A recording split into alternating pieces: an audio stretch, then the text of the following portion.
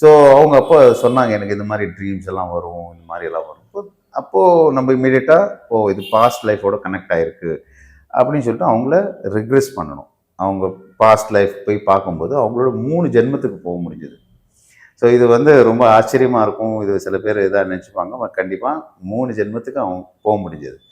So அவங்களுக்கு என்னெல்லாம் பிரச்சனைன்னு பார்த்தோம்னா, முதல்ல இருந்த பிரச்சனை அவங்களுக்கு உடம்பு இப்படியே டைட்டாக இருக்கும். என்ன பண்ணாலும் அது ரிலீஸ் ஆகாது. இப்போ ரிலீஸ் ஆச்சுனாலும் திரும்ப கொஞ்ச நேரத்தில் இப்படி டைட் ஆகிடும். அதுதான் அவங்க பிரச்சனை. அதனால என்ன அவங்க மூச்சு முட்டும், மூச்சு விட முடியாது.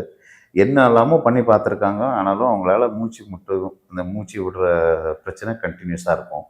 அவங்களுக்கு ஒரு குறிப்பிட்ட ஃபுட்டு, இப்போ சப்போஸ் மஷ்ரூம் அந்த மாதிரி ஒரு சில ஐட்டம், இந்த கடலைக்காய் எதனா ஒன்று ஃபுட்டில் ஏதாவது இருந்துச்சுனாக்கா அவங்களுக்கு அலர்ஜி வந்துடும். மூஞ்சியெல்லாம் வீங்க ஆரம்பிச்சிடும். இந்த மாதிரி ஒரு அலர்ஜிக் கண்டிஷன்.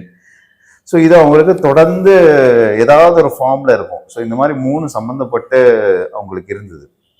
அப்போ நம்ம ரிக்ரெஸ் பண்ணும்போது, நம்ம இந்த ஃபஸ்ட்டு லைஃப் பார்க்கும்போது அவங்களோட இறப்பு பார்த்திங்கன்னா, ஒரு இதில் கட்டி அவங்கள உடம்பு ஃபுல்லாக கட்டிட்டு ஒரு தேரில் இழுத்துட்டு போயிருக்காங்க. அந்த ஜென்மத்தில் அவங்க அப்படி இறந்துருக்காங்க. அதனால அவங்களுக்கு அந்த பாடி ஃபுல்லாக அப்படியே டைட்டாக லாக் ஆயிடுச்சு.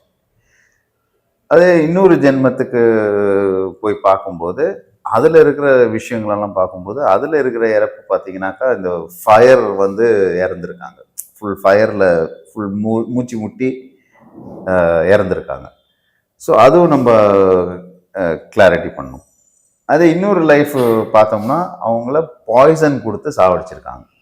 ஸோ பாய்சன் கொடுத்து சாவடிக்கும் போது அந்த பாய்சனோட ரெசிடியூஸ் இன்னும் லைஃப்பில் இருக்குது.